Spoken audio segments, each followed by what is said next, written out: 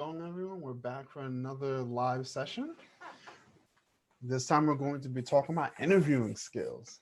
Really important one. So I'm really excited. I hope you guys are as well. And we're going to kick off with some housekeeping rules. Have any questions? By all means, always ask them. It's something that anytime we get a chance to, we want to make sure that you're able to jump in and on these calls, be able to get feedback immediately. So that's the benefit of going live, is you get that immediate feedback. So take advantage of it. Ask away. I promise you, the most that'll happen is I'll answer your question. The best that'll happen is I'll fumble and stumble while doing it. So none of this is being edited. This is pure raw, just pure uh, feeling, emotion, and most importantly, insights into what I do and some of the experiences I have. So ask away. I'm telling you, the best thing you'll see is me fumble. So, ask your questions. Like always, we're on multiple platforms. So if you're on Facebook, drop a comment on Facebook.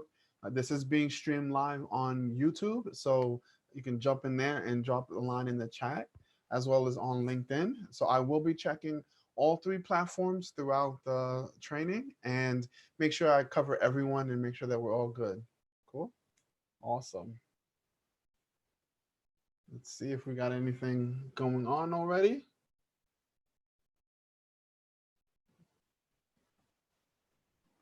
Cool, cool.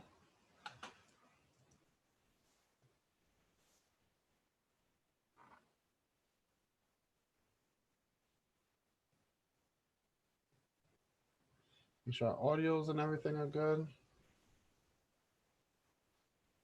Mhm.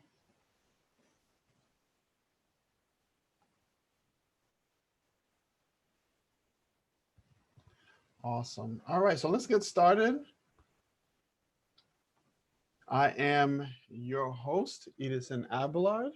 I'm co-founder of DigiSpire Group, one of the co-founders, and I'm also the host of the Stack Bytes podcast. Thank you everyone for who has been listening to it. I've gotten some great feedback and more content on the way. I also thoroughly enjoy being able to come on live and also do videos on various platforms to be able to teach software engineers how to level up their skills and take it to the next level. Right? At various stages, whether you're coming in, uh, just coming into the industry, or you've been in the industry for a while and looking to go get to the next level, and even further, you'll see with Stack Bytes, I advise a lot of like high level senior engineers as well as leads and CTOs on just leadership skills and how to build quality teams. And this is going to lead into our interviewing skills because it's important as you as the interviewee knowing how the interviewers are being advised and what to look for. And so I'm kind of giving you the inverse, right? I'm giving you the skills and the answer to what I'm advising them to look for. All right, so it's both ways, right? I'm helping both the CTOs and leads find good quality talent and also teaching you how to be that good quality talent. All right, so then we can just level up the whole industry and take our skills up to the next level. Cool. Wait and see if we got anything up.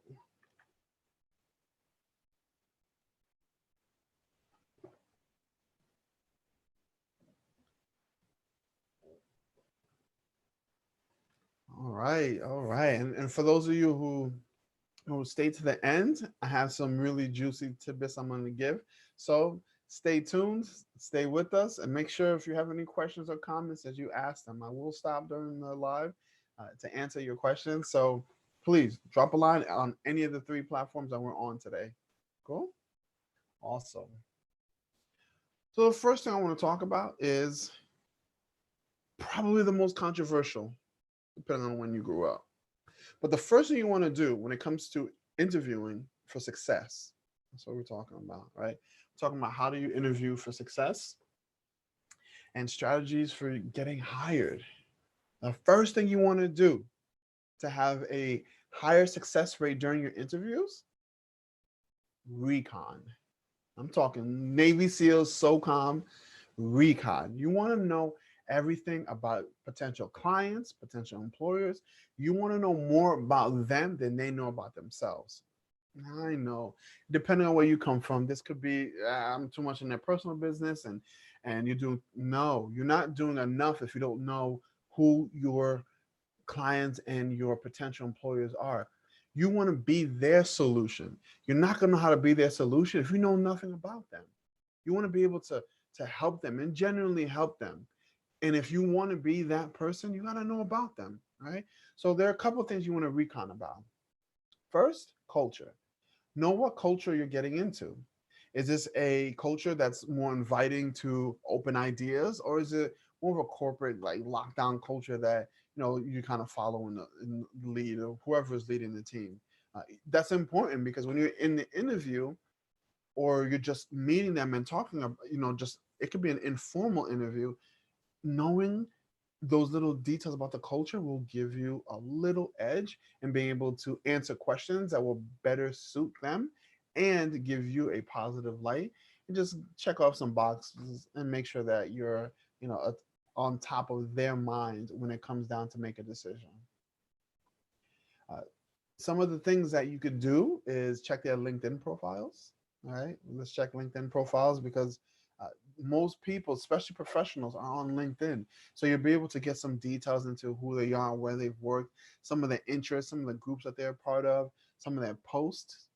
All these can give you a little insight into who they are. Now, if you don't know who you're going to be speaking with, learn more about the company. A lot of companies have just in general have some LinkedIn presence, and if they don't, check their blogs. Their blogs and their Twitters or whatever they have. Go to their website and just look. They give you this information for free. You're not hiring anybody. You're not doing any random calls. You're not scoping people out as they leave the building. They're just giving you this information for free. So take advantage of it. See what their latest awards were. What's their latest news press? Check out their Twitter. You want their social media to be pretty much on deck. You want to know everything about them because then during the interviews, you can ask questions. Asking questions, I will always say this, asking questions are the best way to prove your expertise. So if you know what questions to ask, you'll be able to jump leapfrog, completely leapfrog, ahead of any other rival. All right. The next thing we want to do is a mimic. All right. When you're talking with somebody, just having a conversation, you'll start seeing people start doing the same things. Leaning back, leaning forward, arms up. You start to realize people really mimic each other, and they don't do it consciously. For the most part, they're doing this subconsciously. Next time you're in a meeting or just hanging out with friends, watch what one person does and watch everyone else mimic it. All right. You're going to see, crossing arms is a good example. All of a sudden you get the whole line will happen. Sometimes I'll be on the train in, uh, you know, for me, it's always been New York City, right? So I'll be on the train going to New York City, and you'll see a whole bunch of people doing the same thing. And it's even worse, as time went on and devices start to become a little more prevalent. You'll be on a train. We'll be 7 minutes. I counted. I know. 7 minutes. I'm not here people watching. This is the truth. So 7 minutes, and we're within 7 minutes. We're still in the tunnel. Everybody's on their phone. Like. Like you can literally see no one has said a word to each other. But this is New York. Everybody just gives you that head nod. So, which I appreciate. You know what I mean? But you'll see it. Everyone's on their phone. And then when you have the people, especially when they're sitting across from each other, you'll start to see people cross their legs, people cross their legs, people cross their legs. It's like, all these little things. But mimicking gives you a sense of comfort, right? Because there's safety in numbers, right? These are just things that as human beings, we try to push to the side and be like, we're above that, we're more intellectual, but we are in at our core animals, and we do a lot of the same behaviors. We feel safe in numbers. We feel safe when we can relate to people. And so when you're able to mimic certain actions, when somebody gets excited and they get their volume up, get excited, get your volume up. You want to stay in character, but you want to mimic them as much as possible, because then they're going to be like, oh, cool, you're one of us. All right, we're good. You know, it's important to stay genuine, but you got to mimic. Mimic is it will take you very far. Sometimes you also want to be able to mix and match some of the things you do. You don't want to, outright they put the arm up, you put the, you know what I mean? Like it's gonna be at one point you're mimicking and mirroring is gonna be too over. It's gonna be really, really noticeable. But slightly, leaning, you're seeing them get excited, especially if they get excited about something. Uh, there are different ways to tell, excitement, and their eyes, their volume. Sometimes they're just flat out will tell you they're excited. Some people during the interview process are really open, and if they're not, you can ask them. Is this something that you're really excited about? I mean, literally, just ask them a question, right? Let me just check and make sure we still got everybody. We don't have any questions.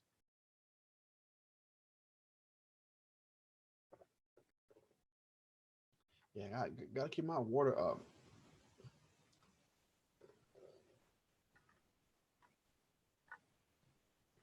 All right, awesome, awesome. So again, you got questions, just drop them. I answer them right away, but during the stream, I'll definitely answer them. Cool. Awesome. Now, part of being a mimic or a mime, sometimes, like I said, New York City is my hometown, right? That's my home base, and that's where I spend most of my time, right? So I love going out there and seeing some of the shows at Central Park, right? You'll be sitting there now. Obviously, when you're there all the time, you know that's happening, but it's always funny to watch it when somebody doesn't realize it. But there'll be a statue, and it'll be like painted, completely in silver, completely in gold, and then it'll move, and people like freak out when they're taking pictures, and like, oh my goodness, the statue moved! Ah! Or my favorite are the dancers. Like if you ever get a chance to get like the hustle dancers, ooh, I say hustle dancers because hey, well, I'm telling you, if you ever want to see somebody working in real time and being able to mimic and to get crowd control and understanding people's emotions, feelings, and just being able to be relatable, yo, these dancers are geez, they are amazing. I remember watching one time uh, they're dancing and they stop and they're like, well, if you're gonna want us to do any more, we're gonna have you, put some money out. And you'll see they'll walk off this massive bag and they'll get money. People will give them money.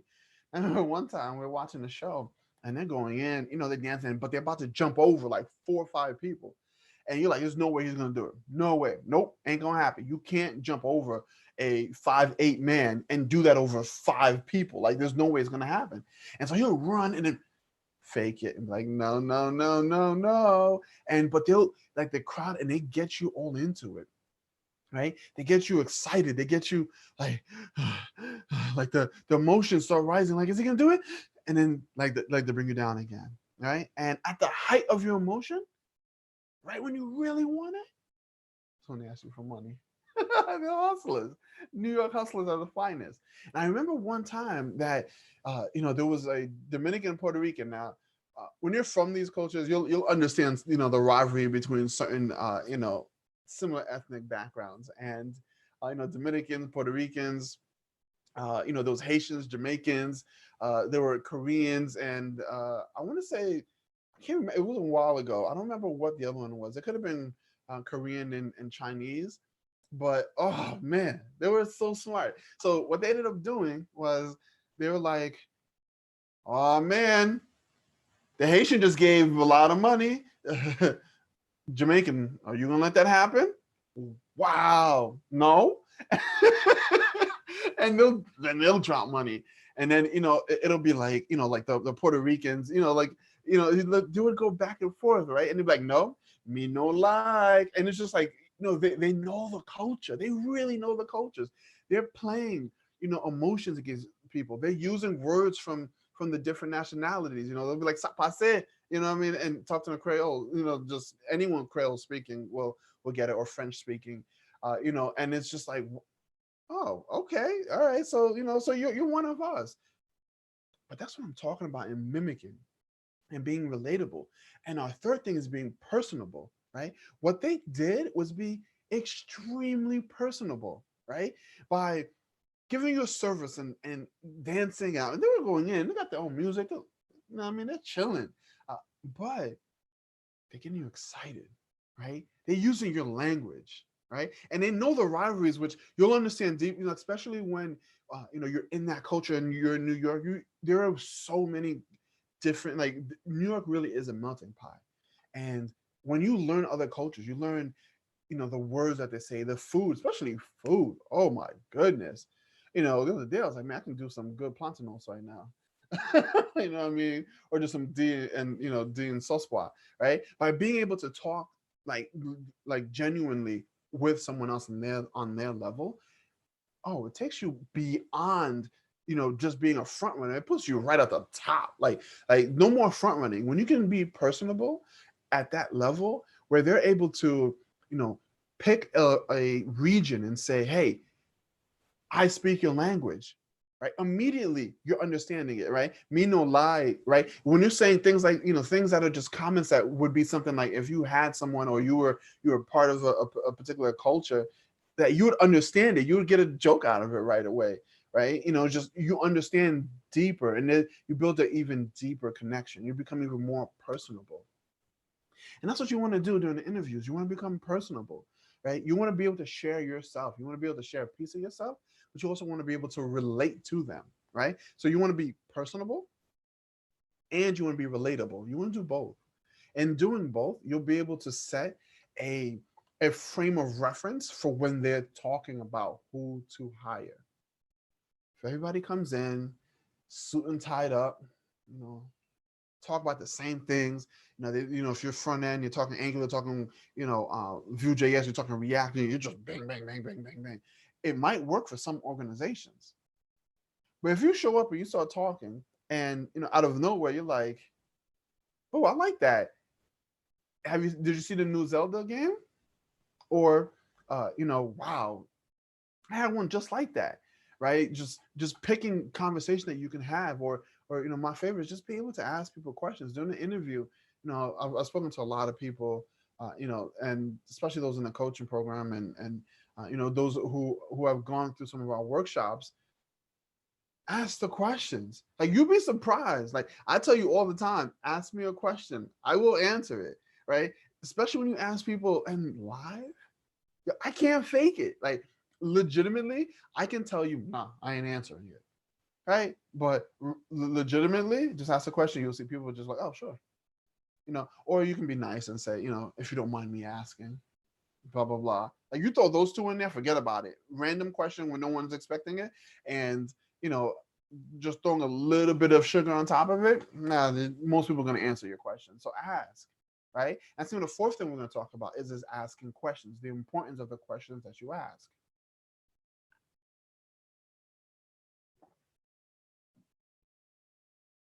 When you ask a question, growing up we heard like there's no dumb question, or don't ask me dumb questions.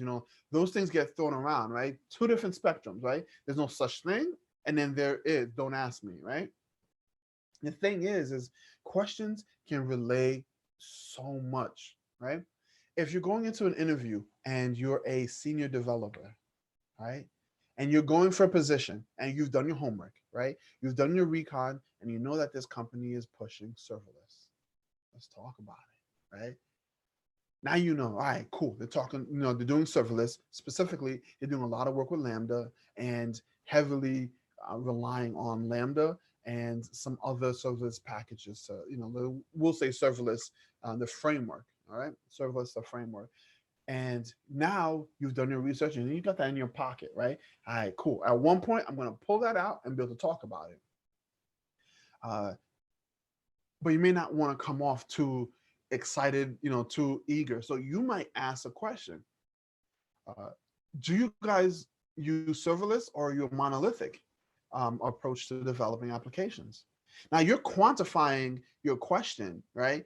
By asking them it. But at the same time, if you're asking me about the technology stack and you're asking me those very specific questions, you know about what you're asking because the interviewer didn't initiate that conversation. So if they say, "Oh, we do serverless," like, "Oh, that's amazing," I love using AWS and the serverless. See how you just segued right in? Immediately, you jump the conversation into an area that you want to talk about, but also one that you know that they already have. And it's gonna be like, oh, you use serverless? Oh, that's cool. Well, this is what we're doing.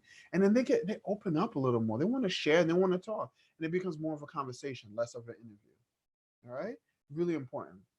And the fifth and final thing that I want to talk about is being able to shift the conversation when things go wrong. Oh, yeah. Oh, we're going to talk about it. Recovery is so important. You need to be able to recover.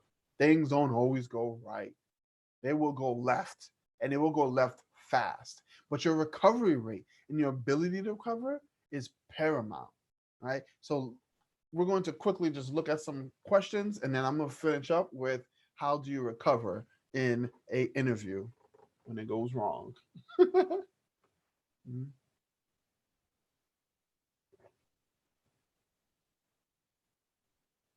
Yeah. What's going on? Good to see you.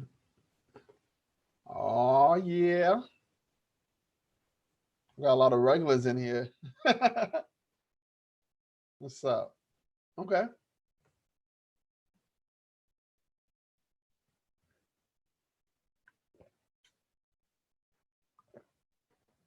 All right. I'm definitely going to answer those questions. Most definitely.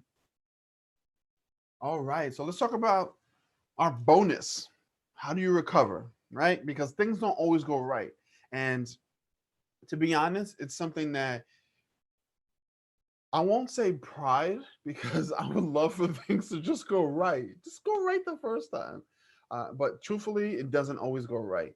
And so years ago, I became, a lot of our clients would say that, we're the Navy SEALs of design development because when things go wrong, they call us. Or if there's a really high demand or they need something to succeed, we get called in. And that's because when things go wrong, we're able to focus, refocus, pivot, and move really fast. But that comes from a lot of understanding and practice of being able to deal with negatives, dealing with things going wrong. How do you deal with pressure? So when you're in an interview, come on, let's be honest. It's a high pressure situation, and in most cases, people they'll freeze, they'll forget things. I'll be the first to tell you, I'm a terrible test taker, terrible. Like I'm not even joking. I can know all my material. You put me on the test, and all of a sudden I'm like, nah, nah, can't be that. That's too easy. Can't be that. And that's legit. A lot of people have that same issue. You know, being a person that's able to work under pressure shifts from situation to situation. What I learned though is even when I'm taking those tests and I know I'm about to mess up, I know it. It's just I'm almost self-sabotaging myself. I stop, right? And I start to think about some of the highlights that I need to do, right? If, for example, you're doing a math question, right? Uh, Maybe focusing on the what and the is, right? What the problem is, and how you're going to solve it, or getting the key words and the key things out so you remember, right? Or my favorite thing is don't over pressure yourself in trying to memorize everything, right?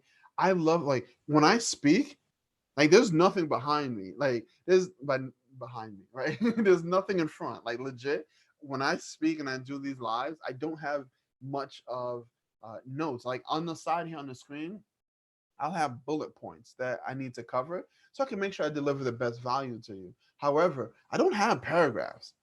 I can't read while giving a talk because I'm gonna be like, uh, it's just like naturally I'm gonna start reading. Not okay for me. I prefer to be able to give it to you raw, give you the energy, and give you the emotion that comes with the passion that comes with being able to go live and be able to talk to people. Bullet points allow me to do that, but that also comes from understanding that the times that I needed to work under pressure the most, by focusing in on the things that I need and what I need to accomplish and what the tasks are, were so important. Not stressing and focusing on the things that I want, right? We're not going to use not. We're going to focus on the things that we want, right? I'm going to focus on the things that I want. And so during the interview, let's say I answer a question. I was like, oh, I messed up. I know I messed up, right? You got to keep rolling. You got to keep rolling, right? Keep focus. Look them in their eyes, right? It's important you look them in their eyes. Or if you're, you know, like me, Haitian, where looking people in the eyes is a sign of disrespect, right? You look at something else, right? Look at their forehead, look behind them, look through them, do something. Actually, don't look through them. People will feel that. They'll definitely feel that. But you want to make sure that you look at them somewhere, roughly in the face area, so they know that you're paying attention. But when you do, in this case, let's say you forgot something, right?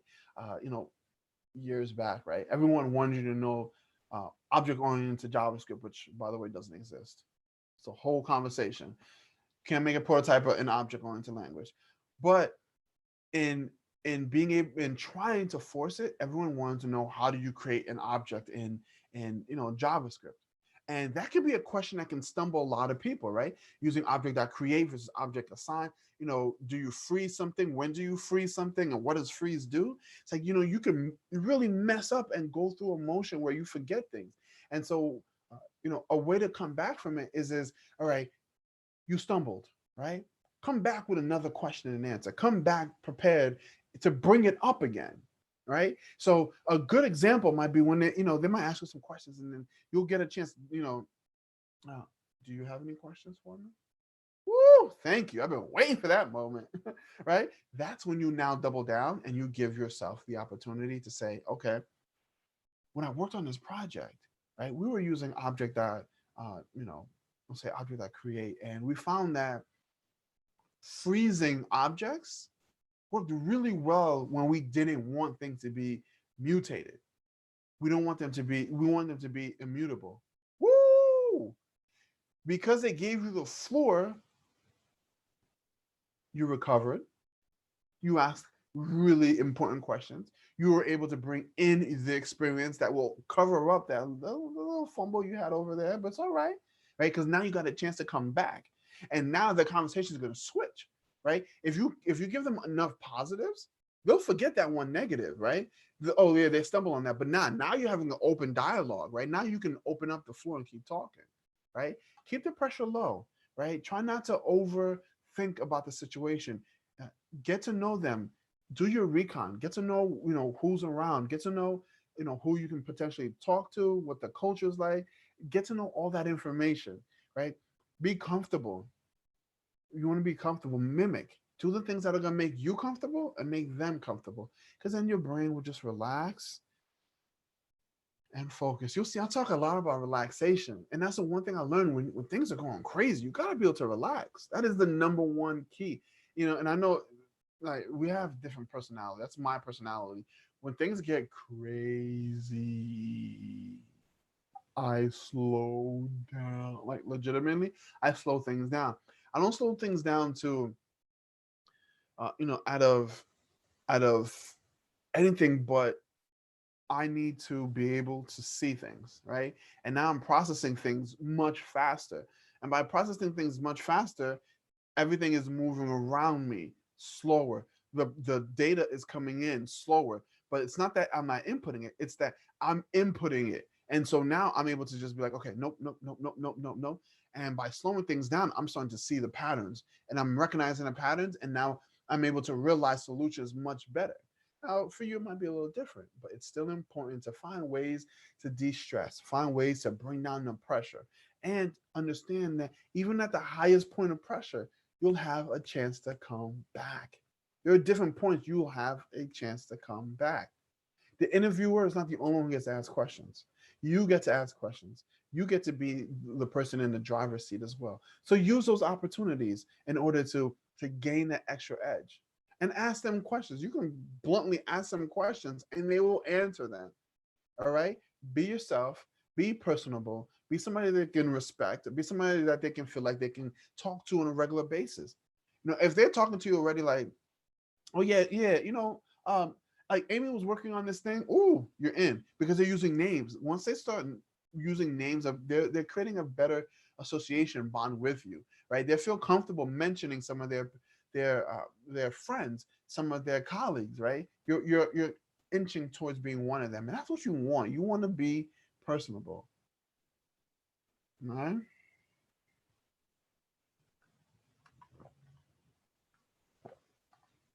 And like everything I talk about, even with the mimicking, even with the recon, be genuine. I can't stress that enough. Be genuine. Don't be disingenuine because people will sense it. Be genuine, right? If you're talking about being someone who really loves startups, really loves, you know, like you can have whatever cause it is. Don't go applying for an organization that is against what you believe in. You know what I mean? If you're really excited about working in advertising, don't go then and apply for a corporate job and do all of this. It's not going to be genuine. Fine, like be genuine in what you're doing. Right? That's so important. Like, and just because you have knowledge doesn't mean you have to use it. Right? And in many cases, and I say that because sometimes you can overuse things and overdo things, and not being genuine, and using things like the mimicking, using different techniques, you can overdo it and people will sense that over things are being overdone and being disingenuous. So let's be genuine, let's be excited, let's be happy, let's get these jobs, let's get into these interviews, and let's use these strategies to build success. Let's use these strategies to gain a foothold in these interviews and make sure that we have the best possible chance for success. All right. So let's take a look at some of our questions.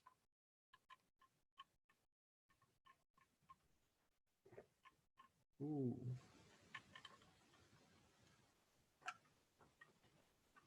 All right.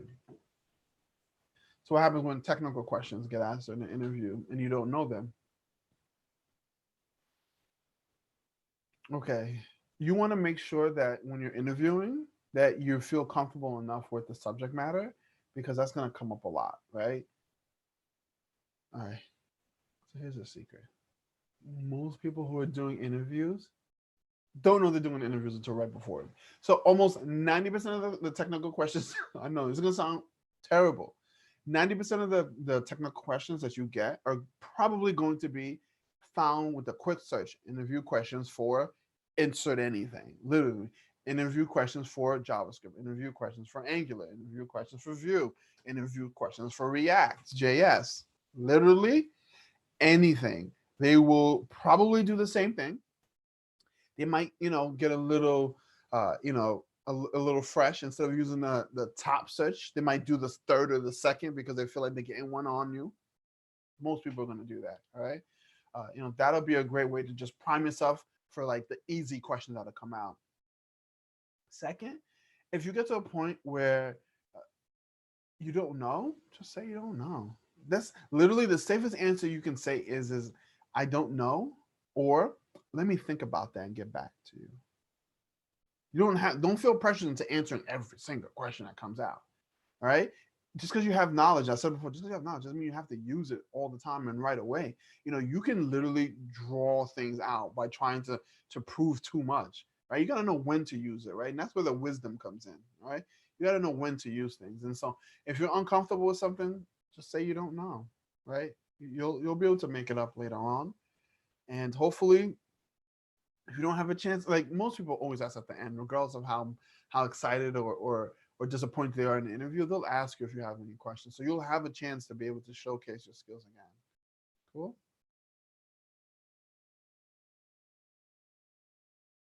Well, uh, clients versus interviews, right? How do you use the same skills for when you're dealing with clients? It's the same thing, except for with clients, legitimately, if a client comes to us and says, we want to do a website, 9 times out of 10 we ask why. Just why? Why? What do you mean? We need a website? No, seriously. Why do you need a website? Well, we want to make more funds. We want to make more money. Why are you trying to make more money? I know it sounds like, oh no, you keep asking why, like it's the Animaniacs, right? Her name was like, why? Uh, but you ask them, literally, ask them what answer they're trying to get to. Why are you trying to create a website? Oh, because uh, we're trying to introduce a new product line, and we want to be able to create a new microsite in order to, boom, there goes your answer.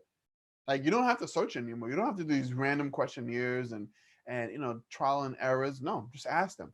What type of style are you looking for? What excites you? Do you have any brand, just any brand material that we could take a look at? Like, ask the questions ahead of time, and you'll be able to get the answers. Then you don't have to peck, as much, because the more interactions you have with most clients, right? The more interactions, and especially ones in which are dragged on, or they answer the same question over and over, they're gonna get frustrated. So just get the frustration. Point blank, ask them what the answer is. They'll tell you, and if they don't, help them get to it. That's gonna be a goal, right? Because once again, it's about being genuine. So help them get to it. Ooh, we got things going up here. Let's check out what else is going on.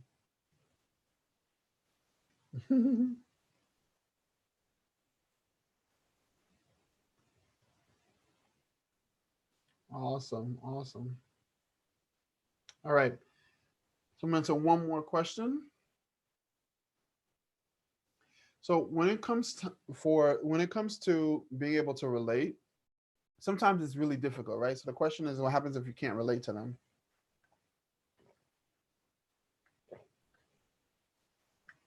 I'll tell you, it's not easy. There are a lot of differences. I remember one time there was a man I was interviewing, and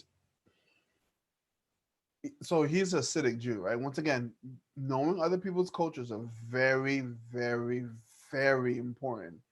Uh, I grew up around Hasidic Jews, so I understand their culture very well, and uh, I couldn't stop it because it just happened so quick. But at the time, a female went to go shake his hand. It just made an awkward situation because now he had to stop and say that, like, he's not allowed to touch her hand, right? He's disrespectful. So now you have this awkward moment where she's already extended her hand and her hand is waiting, and then he shuts her down. Now, he's not wrong in doing that, right? You got to respect people and respect their minds, but it was just a really awkward situation. So, and that was the interviewee saying something and being like, no, like XYZ to an interviewer, right? It's just as awkward because remember, you're two sides of this, of no, you're two sides of the same coin. You know what I mean? Um, a lot of people are, we're all human and we all feel, and so it was just a really awkward situation at that point, and you know, it's really hard to gauge, especially when they meet people for the first time, what they will like and won't like. But it's the quicker you can get at picking up on signs, the subtleties that happen. That's when you can really gain some real true traction, right? These are things that, in some of our mentor calls and some of especially the workshops, which I know so many of you have been asking for it. I got you. We're gonna do another workshop on competing in 2020. I got you. And I'll go into deeper some of these skills and being able to pick things out quicker, right? The quicker you can realize, analyze some of these things, you can kind of shift your focus. So the only thing I can tell you about being in awkward situations and interviews like that, where just you can't relate to somebody, or you just have that awkward moment, is you have to try to recenter and try to build again. There's not a lot of time because most interviews, 45 minutes to 3 hours, you know, not a lot of time. But try to take a step back and just try to slow things down and try to see when you have another opportunity to re-engage and to get a lot more momentum within the interview process. But yeah, it's hard to avoid. Sometimes you'll have awkward moments. I still have awkward moments sometimes when we'll get into a situation, but it's all about being able to assess the situation and being able to recover as fast as possible. Being personal and being personable with people oftentimes sheds a lot of the outer layer. I've spoken with a lot of people where I might mention a team or something like that, or something, or joking. Joking, laughter opens up the most doors, right? And just being able to laugh about something, is just it sometimes helps. So, I would suggest looking at laughter. Once again, be genuine, right? Everything I say is being genuine. Look at laughter. Look at you know points on which you can be personable. I love to mention games because that's me. I'm a gamer, right? I'm a long time gamer. Looking for kids, if that's something that they have, they're married, you just look for other ways that you can relate to them on a personal level, and that'll open them up, and they're less likely to shut you down. All right. Cool. All right. It's been a cool 45 minutes. I hope I answered all of your questions. Uh, and if you do have more questions, please, by all means, uh, make sure that you share. Make sure that you you create a personal relationship. Make sure that you're genuine. Right? It's really important to be genuine. Right? You have questions. I'm here to help. My team is here to help. We want to see you win, no matter what. uh, and we're gonna break these up into smaller chunks so that you can get like the core information and just be able to use. And the most important thing is take action, do something now, right? So this can stick and become something that is normal. We want to normalize success, and that's what we're trying to do here with developers leading in tech. All right. This is Edison Abelard. Once again, thank you so much. I appreciate you. I appreciate all of you. And for those of you who've been asking about the next workshop, and competing in 2020 is going down. We're still finalizing, just a few things, but it will be going down, at the very latest, the second week in April. But we're going to be doing another workshop. It'll be a 4 to 5 hour workshop. So 1 day workshop where we're just going to dive in and solve the problems that you're having right now in your career and what you want to do, and give you those little skills that go so far in being able to be a team player, be even personable, learning how to negotiate your salaries, because look, you don't get what you negotiate, you don't get what you deserve, you get what you negotiate. So we're going to talk about those things: how to build your career, how to take advantage and build up on relationships, right? How do you take advantage of the relationships that you have? Because guess what? At the end of the day, it's a give and it's a take. If you're going to succeed in a career, you're going to want to be able to build relationships. You're going to want to be able to say, hey, I have a question, and being able to build genuine relationships with team members, right? Genuine. That's what it's about. And so, yes, it is coming. You'll hear more about it soon. But for those of you who are really looking to skip all of the trial and error and just looking for results, and you're willing to take the action to make it happen, got you. It's coming. All right. You can look out for that Compete in 2020 workshop. So, it's an Abla. Once again, thank you again. I'm out.